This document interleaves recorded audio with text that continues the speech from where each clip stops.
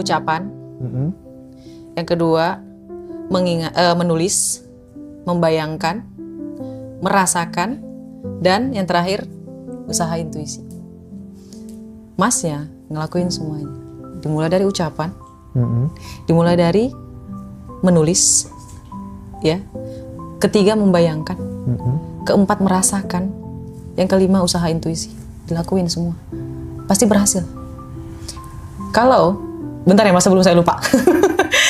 Kalau kita bisa membayangkan Mas, ini keajaiban ya Mas ya. Kalau kita bisa membayangkan sesuatu, itu nyata. Makanya orang yang semakin dihujat semakin laris Mas, semakin bagus rezekinya. Penjelasan ilmiahnya gimana tuh? Kalau misalnya dari ilmiah itu nggak bisa dijelasin Mas. Ini permainan frekuensi. Jadi gimana jelasin? Ini misalnya nih Mas ya. Frekuensi itu berasal dari otak diri kita, right? Dari otak kita sendiri, bukan dari otak orang lain. Ketika orang lain menghujat kita, tapi kita is okay, easy going, ikhlas kayak gitu. Yang sampai ke kita yang mana? Yang nyampe ke kita itu energi positifnya. Mereka negatif nih Mas, nyampe ke kita misalnya gitu, bukan negatif, tapi jadi positif. Karena masuk ke kita. Itulah kenapa Allah kan melarang kita untuk menceritakan orang lain. Apa bedanya Kak, usaha yang selaras dengan usaha yang lahir dari kekuatan? Atau, ketakutan? Usaha yang lahir dari ketakutan. Kalau misalnya mau ngelakuin law of attraction, kalau kamu takut, lakuin aja. Bahkan ketika saya mau kemari, saya gemetar loh Mas. Tapi dilakuin aja? Mas mau saya liatin nggak topik yang saya print? Coba Silva, di buku saya. Menarik ini. Mas percaya nggak saya sampai print hanya untuk mau berbicara dengan Mas? Gila. Ini berapa lembar? Tuh. Jadi jangan bilang, kalau kamu mau the best, do the best. Gitu loh. Tuh banyak loh Mas. Jadi kalau ada orang yang ngerasa kayak, oh saya pasti jadi kaya, terus dia nggak ngapa-ngapain. Itu artinya dia nggak ngelaksanain kunci kelima, usaha intuisi. Harus ngapa-ngapain intinya gitu ya. Usaha intuisi Mas. Ya, misalnya nih, saya mau belajar, bukan belajar, saya mau podcast. Tapi kalau otak saya ini tidak diingatin lagi hal-hal yang saya baca. Saya baca bukunya kan banyak ya. Kemarin saya baca buku tentang selling sama bisnis. Terus tiba-tiba mau ngomongin energi, bisa connect. Nggak connect saya. Jadi saya belajar lagi, diulang lagi biar saya bisa ngelakuin yang terbaik. Nah itu usaha intuisi. Kayak gitu loh Mas. Lantas apa hubungannya kondisi batin dengan mudah atau sulitnya uang datang? Ada nggak kaitannya dengan kondisi batin dengan keuangan kita? Ada. Misal, yang paling contoh yang paling ini ya Mas ya. Waktu saya jadi Gojek tuh ya. Waktu saya jadi Gojek, jujur aja kenapa? Karena itu momen terendah dalam diri saya, dalam hidup saya kayak gitu. Teman-teman saya udah punya SPBU. Iya, teman saya udah luar biasa, udah jadi diplomat di daerah di negara Jerman kayak gitu. Teman saya udah kerja jadi supervisor. Udah hebat lah intinya kayak gitu. Dan saya masih jadi ojol. Dan ketika saya jadi ojol Mas, yang saya lihat selalu uang. Yang saya hitung selalu uang. Saya berpikir kok uang saya dikit ya, hasilnya dikit ya. Dan saya berfokus sama sulitnya mendapat uang. Karena saya kesulitan mendapatkan uang. Akhirnya saya berpikir bahwa uang itu sulit untuk dicari. Ternyata salah. Mas tahu nggak? Nah, ketika saya mulai nyadar, wah, kayaknya saya nggak boleh deh berpikiran uang itu sulit. Uang itu hanyalah angka sebenarnya. Saya hanya tidak terbiasa memegangnya. Kalau misalnya saya terbiasa megang 50.000 sampai 500.000, maka bagi saya uang 1 juta itu istimewa. Oke. Tapi ketika saya terbiasa memegang uang 1 juta, 3 juta, maka 5 juta terasa istimewa. Oke. Nah, kala itu saya mulai berpikir Mas, oh ada yang salah di sini nih. Ya udah, saya biasain diri untuk mulai bahagia. Saya mulai joget-joget tuh Mas ketika mau nganterin pesanan nih. Halo, selamat pagi. Silakan Ibu pesanannya. Saya mulai kayak gitu selama 6 bulan. Mau dia ngasih tip apa enggak, mau dia marah atau enggak, saya tetap baik. Selama 6 months. Iya, karena saya ngerasa kayak saya bekerja, bukan masalah uangnya. Nah, ketika suatu hari saya udah mulai nih Mas, mengulang identitas lama dan diperbaiki, saya isi ulang dengan afirmasi, right? Ya kan, diisi ulang dengan afirmasi. Terus setelahnya saya berpikir lagi, ya Allah ya Rabbiku, enak kali ya kalau aku kerja. gajinya itu sekitar 7 jutaan. Lebih dari UMR. Enak kali ya Allah kerja kayak gitu. Kerjanya cuma 2 jam. Nggak ngapa-ngapain setelahnya. Aku bisa ngonten setelahnya. Oke. Ya Allah enak kali kayak gitu. Jadi pengen deh. Terus ngebayangin saya kayak gitu Mas. Mas percaya nggak? Seminggu kemudian saya diterima kerja. Keren. Karena saya ngerasa saya sudah mampu untuk menerima gaji segitu Mas. Padahal 5 tahun saya nganggur. Gimana ceritanya orang nganggur 5 tahun terus tiba-tiba diterima gajinya lebih dari UMR kayak gitu. 5 year. Ya 5 tahun nggak ngapa-ngapain. Bahkan dari ojol terus tiba-tiba kerja diterima. Kalau menurut saya itu nggak akan mungkin terjadi kalau tidak ada campur tangan keajaiban di situ. Oke, miracle ya. Ya. Terus tiba-tiba waktu saya tanya kenapa Bapak nerima saya, bahasa Inggris ya Mas ya, soalnya saya kerja dulu di perusahaan asing. Iya. Dia bilang, kamu tidak menyerah. Oh, saya langsung nangis Mas. Pulang saya wawancara dari situ saya langsung nangis. Karena memang selama saya nganggur dan jadi ojol, saya buat video sebanyak 360 video. Setiap hari saya ngasilin video. Dan itu masuk dari penilaiannya ya? Yes. Orang dia melihat lihat. dari kerja kerasnya itu ya? Yes. Dia Tanpa melihat. pantang menyerah. Oke. Lalu banyak orang juga kan yang bilang, rezeki seret. Kayak gitu, Iya. susah dapat rezeki. Nah, kira-kira nih, emosi apa yang membuat rezeki kita semakin menjauh? Kira-kira ada nggak emosi semacam itu? Ada Mas. Ada ya? Ada.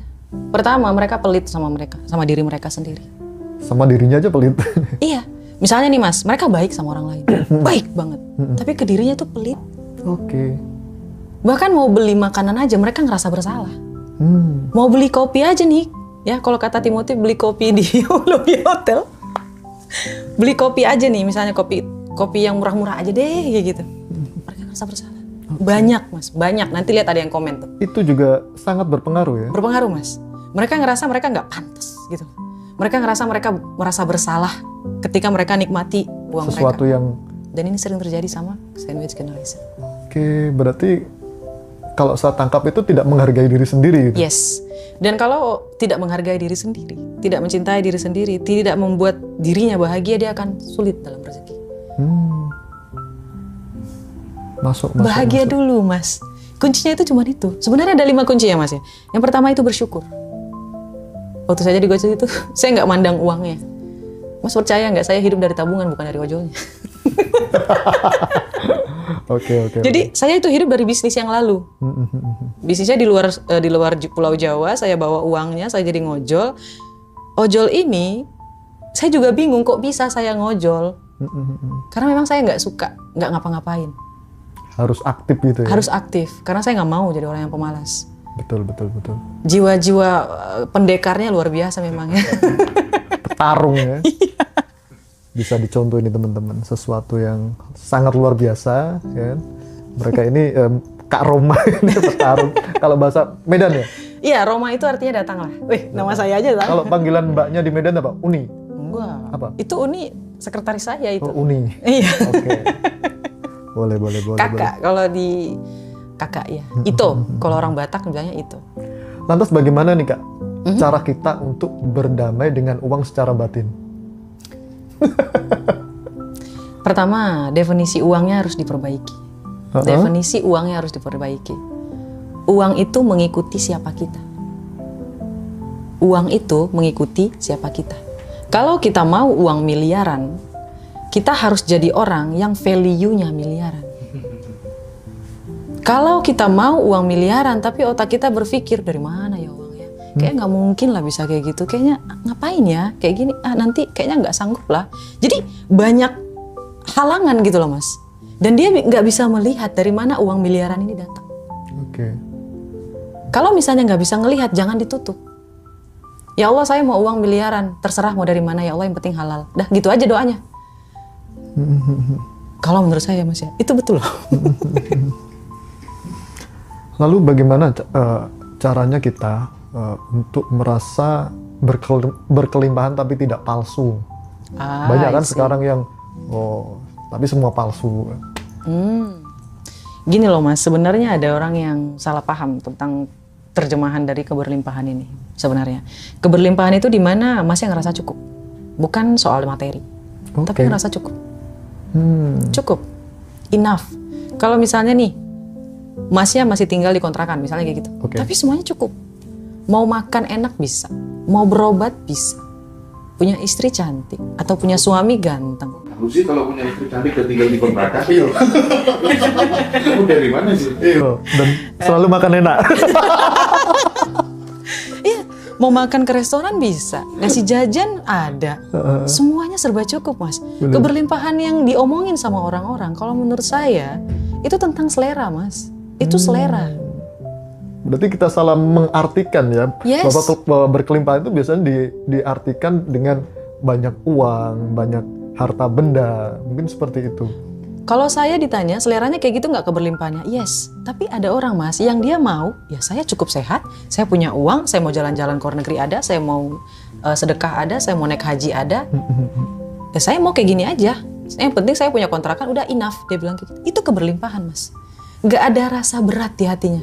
Itu keberlimpahan sebenarnya tuh. Kakinya bebas melangkah kemana aja. Oke.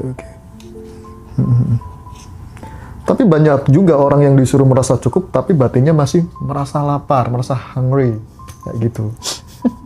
Bagaimana tanggapannya Kak Roma ini? Kalau menurut saya dia munafik. Munafik ya? If you love money, kalau kamu suka uang, akuin aja. Semakin kita menyukai sesuatu, memang dia akan semakin lari. Tapi kalau kita tidak mengakui sesuatu, dia tidak akan datang. Jadi ada yang namanya sistem tarik ulur, Mas. Kita pengen tapi kita nggak menginginkan.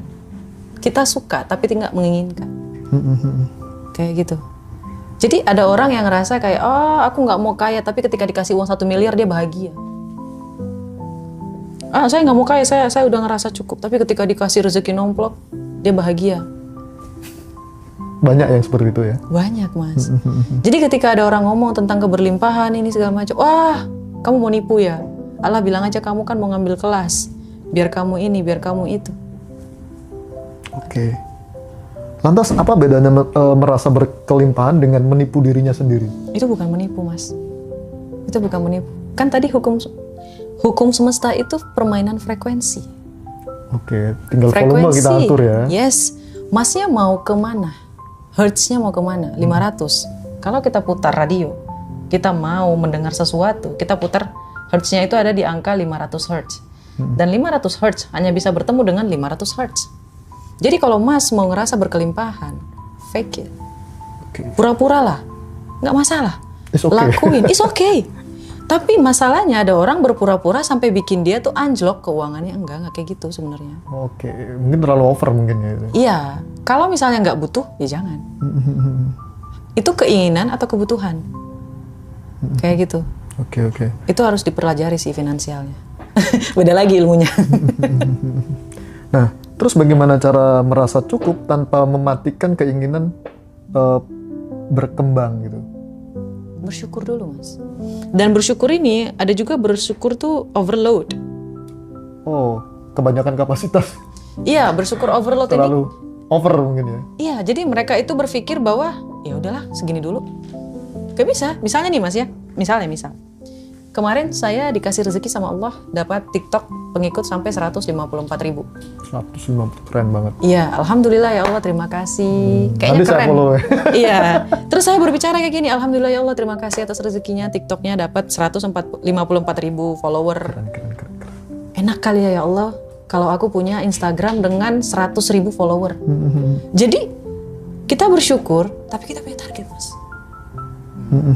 Dan alhamdulillah tiba-tiba video saya viral dan dihujat orang banyak, alhamdulillah. Ketika saya dihujat, Mas, energi negatif yang mereka kasih diterjemahin sama Allah kepada saya jadi energi positif. Oke. Ya, makanya orang yang semakin dihujat semakin laris, Mas, semakin bagus rezekinya. Penjelasan ilmiahnya gimana tuh? Kalau misalnya dari ilmiah itu nggak bisa dijelasin, Mas. Ini permainan frekuensi. Ini gimana jelasin? Nih, misalnya nih, Mas ya. Iya. Frekuensi itu berasal dari otak diri kita, right? Dari otak kita sendiri, bukan dari otak orang lain. Ketika orang lain menghujat kita, tapi kita is okay, easy going, ikhlas kayak gitu. Yang sampai ke kita yang mana? Yang nyampe ke kita itu energi positifnya. Mereka negatif nih, Mas. Nyampe ke kita misalnya gitu, bukan negatif, tapi jadi positif. Karena masuk ke kita. Itulah kenapa Allah kan melarang kita untuk menceritakan orang lain. Berkatalah yang baik daripada berkata yang buruk. Ketika kita berkata yang buruk, hati-hati. Kita menceritakan misalnya nih, lihat deh itu suaminya nyelingkuhin istrinya, terus tiba-tiba dia yang diselingkuhin. Itu fakta loh mas. Nggak akan mati seseorang sebelum dia diuji dengan apa yang dia bicarakan. Oh, berarti imbal balik ya? Berarti ketika kemudian kita menghujat orang lain atau kemudian kita itu membuka aib seseorang secara publik, itu sebenarnya kita sedang mendownload supaya kemudian terjadi pada diri kita. Yes. Mas, saya kasih contoh ya. Tapi mohon maaf, terserah deh mau dikata apa enggak. Cuman saya mau sharing aja. Ada salah satu contoh. Dia seorang aktivis dulu. Sekarang dia jadi menteri. Dia aktivis anti korupsi. Dan dia jadi menteri sekarang. Dan dia melakukan korupsi. Oke. Waktu dia muda, dia anti korupsi. Tapi ketika dia menjabat jadi menteri, dia jadi koruptor. Awalnya ngatain dulu ya? Yes, karena dia, benar kata mas ya, ngedownload. Makanya kalau kita ngeliat seseorang, misalnya nih kita nggak suka sama seseorang, kita berdoa aja, ya Allah ya Rabbiku, mudahkanlah dia agar dia bisa berubah. Jauhkan aku dari dia agar aku tidak terpengaruh sifat buruknya. Kayak gitu aja mending doanya. Tapi memang ini penting sekali Mas Roji, karena banyak sekali orang yang dihujat, orang yang didolimi, ya orang yang dibongkar aibnya, itu justru malah naik level secara kemakmuran gitu loh. Jadi ini penting banget gitu, supaya jadi pesan buat semua gitu. Yes. Oke. Itu faktor mas. Kayak Raffi Ahmad itu ya luar biasa ya, dihujat segimananya dia selingkuh tuh. Oh berarti ini abis ini Ridwan Kamil sama Ora Kasih bakal naik level. Bakalan mas, soalnya layarnya udah berubah, arusnya udah berubah. Mereka mengatakan bahwa Ridwan Kamil dan si Aura Kasih itu adalah sejoli yang saling mencintai, cuman terhalang oleh pernikahan. Tuh udah mulai berubah alurnya. Berarti pernikahan itu juga bisa jadi penghalang seseorang. Yes. Kalau dalam rezeki ya. Makanya buat laki-laki, buat perempuan, hati-hati memilih pasangan. Terutama untuk laki-laki. Pilihlah laki-laki, pilihlah perempuan yang membuat kamu merasa nyaman, tentram ketika kamu ada di rumah. Ini ngaruh banget sama rezeki mas. Karena ketika laki-laki datang ke rumah, dia sedang men-charge energinya biar energinya full. Ketika dia keluar, dia berperang. Dia masang topeng. Mas ngaku, kalau misalnya lagi kerja, masang topeng apa enggak? Nggak usah ngaku sih. Ya nggak usah ngaku. Pasti yang namanya laki-laki keluar, mereka sedang berperang. Berperangnya kenapa? Untuk mencari rezeki. Ketika baterainya habis, mereka pulang ke rumah. Dan ketika orang rumah tidak menerima apa yang dibawa sama si laki-laki, atau tidak menyambut, tidak hangat, tidak memeluk, tidak bikin nyaman, awalnya memang biasa aja, tapi kalau lama-kelamaan mereka akan mencari kenyamanan. Itulah kenapa LC laku. Jadi iya, penting ya ada LC di rumah. Penting mas, itu LC halal. Ya. LC versi halal. Iya betul sekali. Nah ini yang perlu teman-teman ingat, jadi harus menjadi LC yang versi halal di rumah. Iya untuk suaminya tapi ya, bukan untuk orang lain. Biar nggak kecantol yang lain di luar ya. Biar nyaman gitu loh mas. Biar energinya luar biasa gitu. Rezekinya jadi Enggak, aku tertarik ini Mas Roji. Ketika kemudian Kak Roma ini kan yang bikin ini menjadi mahal adalah dia from zero to hero gitu. Iya, dari bawah bener lah. Di titik seperti ini bisa menginspirasi dan menggerakkan banyak orang. Ini sesuatu yang sangat menarik, jadi edukasi buat teman-teman. Tapi kebiasaan apa sih, atau kemudian mungkin sebelum kebiasaan kali ya, apa yang membuat Kak Roma itu pada kondisi terendah itu yakin suatu saat aku pasti berada di titik itu gitu? Maksudnya itu apakah ada figur tertentu, kemudian ada buku tertentu yang dibaca, sehingga karena nggak semua orang punya keberanian, punya rasa percaya diri, suatu saat aku bisa seperti itu gitu. Even itu adalah anaknya orang kaya belum tentu juga. Gimana? Sebenarnya alasannya cuma sederhana sih mas. Sebenarnya kita mau berubah itu nggak butuh alasan yang luar biasa. Alasan saya paling terbesar untuk berubah itu saya pengen makan 3 kali sehari. Karena dulu saya makan tuh 1 ikan, beli 8.000 nih mas. Itu dibagi 2. Untuk makan pagi sebelum saya berangkat nganterin langganan. Jadi untuk pagi setelah saya ngantar langganan. Terus nanti siang saya makan setelah saya pulang dari manapun itu. Mau dari Tangerang, mau dari dari mana-mana lah, dari Bekasi atau gimana. Soalnya dulu tinggalnya di Jakarta Utara. Jadi kalau saya dapat orderan sampai siang nyampe ke Tangerang, saya akan pulang sampai ke rumah biar bisa makan. Karena budget saya untuk makan tuh 10.000 per hari dulu. Oke. Nggak bisa lebih.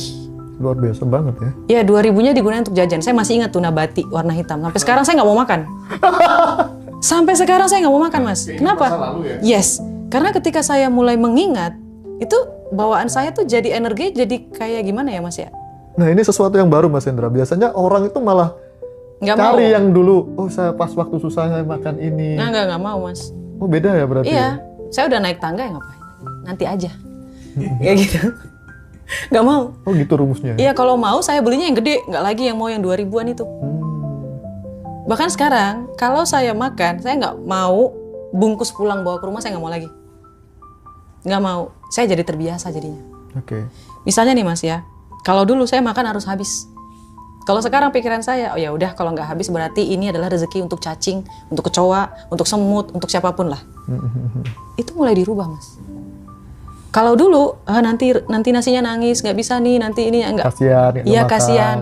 Karena saya merasa kekurangan, makanya saya ngerasa itu harus dihabiskan. Meskipun udah kenyang kita petel-petelin gitu. Iya betul.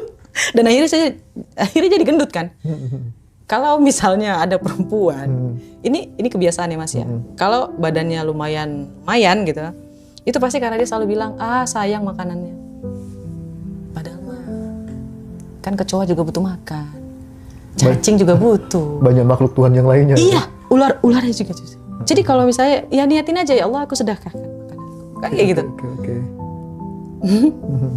Lantas apakah kelimpahan itu rasa kesadaran atau kondisi hidup? Kalau menurut saya itu rasa kesadaran ya Mas ya. Kondisi hidup itu akan mengikuti. Uang itu mengikuti siapa kita. Kalau Mas sudah ngerasa cukup, bahagia, kelimpahan itu akan datang. Sama kayak Mas ya, dulu saya cuma bisa lihat videonya. Terus sekarang saya diundang di sini, right? Duduk bareng di sini. Tapi Kak Roma, waktu masih proses itu kalimat apa sih yang senantiasa diulang-ulang? Aku sebenarnya tuh betah banget ya kalau ngobrol dengan yang model kayak gini karena nasib kita itu sama gitu. Aku dari dulu selalu ngulang-ulang kalimat uang itu seperti udara kok ya ada di mana-mana, itu bertahun-tahun gitu ya. Yang kedua, cukup sekarang kerjakan hobi, kumpul orang-orang yang saya sayangi, punya penghasilan tak terhingga gitu. Dan kalimat yang saya ulang-ulang terus hingga kemudian menjadi belief itu realitaku nggak jauh-jauh dari kalimat yang aku ulang-ulang itu. Nah, karena pengalamannya tentang bagaimana mengulang-ulang kata-kata sampai menembus subconscious mind-nya itu gimana? Ada satu orang dalam hidup aku ya Mas ya, dia selalu bilang kayak gini, Roma, kamu terlahir untuk jadi orang hebat. Ada satu hal yang orang lain nggak punya, kebanyakan, tapi kamu punya. Kamu bisa meresap apa yang kamu baca dan kamu sampaikan ke orang lain dengan cara yang mudah. Itu saya terdiam Mas. Saya diam, artinya saya berpikir, saya memang terlahir berbeda. Saya pasti bisa sukses. Saya bisa sukses, saya pasti bisa sukses. Saya memang akan sukses. Pokoknya gitu aja ngomong, semua setiap hari kayak gitu bener. Ini cuma masalah waktu. Saya gagal ini hanya untuk menempa diri saya, hanya untuk menempa hati saya. Biar nanti kalau ketemu yang sulit, nanti juga lewat. Lewat. Kayak gitu. Ini kalau saya nggak gagal dulu Mas, saya nggak akan berpikir uang itu gampang dicari. Uang itu ngikut Mas. Gimana cara ngomongnya ya? Uang itu akan ngikut berjalan sesuai dengan tapak langkah kaki kita. Orang kalau bergerak mikirin duit dulu, harusnya bergerak dulu, uangnya pasti ngikut. Uangnya pasti ngikut. Kalau kita, misalnya nih Mas ya, kita kerja sama orang, tulus dulu, lakuin yang terbaik kayak gitu. Siapa yang tahu nanti kita punya perusahaan, karyawan kita kayak gitu ke kita. Saya selalu nanamin pikiran kayak gitu Mas. Kalau misalnya saya bawa customer, saya layanin gitu. Nah nanti kalau misalnya saya punya perusahaan tentang jasa, saya punya karyawan yang seperti saya. Oke. Saya selalu berpikir kayak gitu. Pasti balik ya? Balik Mas. Ini rotasi soalnya. Hidup ini rotasi. Ya? Hidup itu mirror. Keren. Saya tuh pernah berada di satu titik sambil minum karena ya. Iya, soalnya saya orangnya haus sama ya Mas. Berada di satu titik di mana saya dulu kan lama di instansi sekolah gitu kan ya, ngajar, dan saya selalu berkata sama diri saya, aku ngajar itu untuk pengabdian, nanti uangnya itu dapat dari luar yang lebih banyak gitu kan. Terus kemudian ketika jadi wartawan 6 bulan gak digaji, pindah lagi ke portal yang online yang lain gak digaji lagi gitu, itu kan sakit hati. Pada saat sakit hati itu ibaratnya saya menyadar diri saya, nanti aku bakal gaji banyak kru, banyak orang gitu. Jadi ada rasa nggak terima, tapi selalu aku lampiaskan ke hal-hal yang positif supaya kemudian naik level secara kemakmuran gitu. Yes. Nah itu tuh gimana, Kak Roma? Aku setuju sih, Pak. Mas, aku setuju banget ya, maaf. Berhubung dia guru. Iya. Aku setuju, Mas. Aku setuju banget. Jadi tadi yang saya dengar dari kalimat Masnya, pertama, kenapa bisa gagal kalimat pertama? Karena Masnya berharap ada uang dari luar. Masnya berpikir bahwa ya udahlah, aku lakuin aja lah, ini uangnya dari luar. Akhirnya apa? Masnya jadi dapetnya misalnya nih uang dari luar. Kalimatnya sedikit ambigu. Dari luar bisa saja dari instansi luar, bukan instansi pendidikan. Nanti dapat uang dari luar. Akhirnya Mas keluar dulu dari instansi pendidikan, baru dapat duitnya dari luar. Makanya kalau kita berdoa tuh emang harus rinci. Nah, ketika Masnya bilang suatu hari nanti aku akan menggaji orang lain, itu kan rinci ya, menggaji orang lain. Artinya dia pengen jadi bos. Dan diikuti sama emosi kan? Yes, itu betul, Mas. Dan percaya. Jelas lah. Masnya yakin kan? Yakin banget. Ada orang yang enggak, Mas. Dia cuma ngomong doang, tapi dia nggak yakin. Dia mikirin gimana caranya. Padahal mah. Bahkan dalam pengalaman yang aku jalani itu Kak Roma, ketika kemudian aku melibatkan sebuah emosi secara intensif gitu, doain jelek orang, itu sering banget jadi kenyataan. Terus kemudian aku lihat kan di film Mahabharata itu kan ada kan, yang apa, misalnya anaknya disakiti gitu, ingat ya suatu saat nanti kamu akan mati dalam kondisi, kan ada di film Mahabharata, terus kemudian petir kayak gitu kan. Jangan-jangan gitu juga ya. Ini kaitan self-conscious sih menurutku. Itu makanya kita harus hati-hati kan dengan lisan kita, even itu dalam lagu, ya kan? Iya kan? Itu betul, Mas. Soalnya di Law of Attraction kan ada, kalau dari aku ya, kan kita kan masing-masing practitioner gitu ada istilah-istilah ya, Mas ya. Cuman kalau saya itu memang saya singkat, jadi UM3B. Apa tuh? Yang pertama adalah apa ya istilahnya ya? Aduh, mohon maaf, saya pelupa. Iya, saya lihat dulu. Soalnya bahasa Inggris. Iya. Jangan salah, nanti takut salah jadi Oh MBG. iya, benar. Ucapan. Yang kedua, menulis, membayangkan, merasakan, dan yang terakhir, usaha intuisi. Masnya ngelakuin semuanya.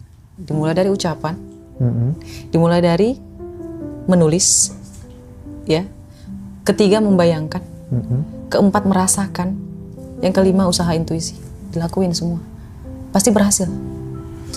Kalau, bentar ya Mas sebelum saya lupa. Kalau kita bisa membayangkan, Mas, ini keajaiban ya Mas ya. Kalau kita bisa membayangkan sesuatu, itu nyata.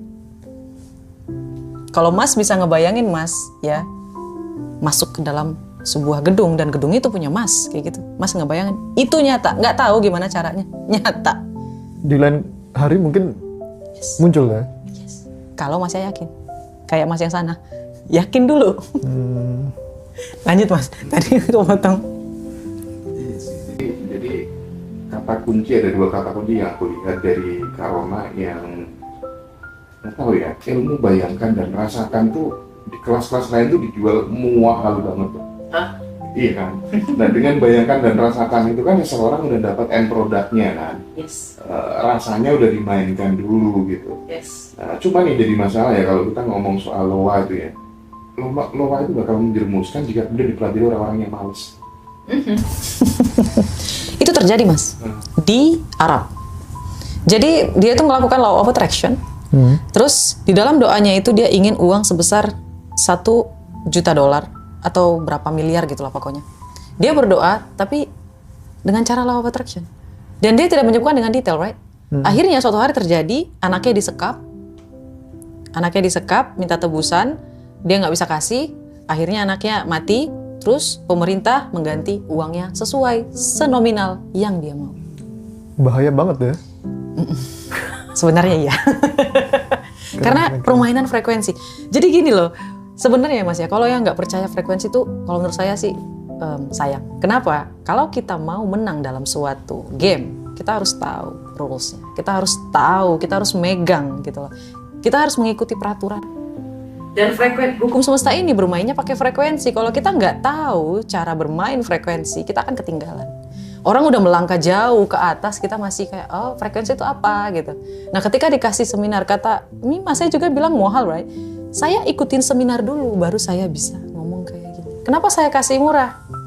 Gak apa-apa, uang manusia kan masih dikit kalau dibanding sama uang Allah. Nanti Allah kasih ke saya. Oke. Tak terbatas ya. Ya, insya Allah. Karena yang dipengen itu, ya pengen sih uang. Tapi bukan itu yang saya mau. Kayak gitu. Oke. Lalu kita kan sering banyak orang yang luarnya aja kelihatan bahagia, happy. Tapi intinya dalamnya kosong. Kita kan sering banget lihat seperti itu. Kosong. Oh, berarti dia belum bahagia, Mas. Apa yang menyebabkan mereka kelihatan loh orang yang bahagia apa enggak? Kalau Mas bisa lihat dari garis wajahnya. Yang sini nih. Nih. Kalau ada orang, Mas lihat deh garis wajah saya. Bahkan ketika saya mengkerut, itu hampir nggak kelihatan, right? Itu artinya saya orangnya tipikal yang tidak mau berpikir banyak. Emang bawaannya itu ikhlas aja gitu. Kalau saya nih? Masnya banyak pertimbangan. Banyak pertimbangan. Dan dulu mungkin masnya ada, tapi sekarang udah mulai menghilang. Karena udah nggak sering lagi kayak gini. Berpikir. Jadi orang yang banyak pertimbangan itu di dahinya itu ada bekas kayak gini di sini nih. Kayak gitu. Bahkan untuk kita perempuan sebenarnya menghindari orang kayak gitu. Oh, gitu ya? Ya, tapi kalau kayak masnya ada dulu. Sekarang udah enggak. Sekarang udah enggak. Ngikut gitu loh Mas. Kelihatan kok orang yang bahagia itu Mas. Kan wajah pun juga mengikuti pertumbuhan kesadaran kita. Karena energi itu mempengaruhi aura Mas. Mungkin teman-teman yang lain bisa nggak percaya soal aura, tapi aku percaya. Karena energi mempengaruhi aura kita. Ketika energi kita bagus nih Mas, kita jadi ngerasa kayak kita pengen cantik. Kita pengen good looking. Kita pengen kalau bahasanya itu tidak mau menyinggung orang. Kita nggak mau ada masalah. Kayak gitu loh Mas. Kayak legowo aja gitu. Lepas. Ya udah gitu loh. Jadi orang yang sering banyak pertimbangan itu juga nggak bagus sebenarnya buat aura kita ya. Iya, sebentar aku izin potong sebentar Mas Roji. Oke, silakan.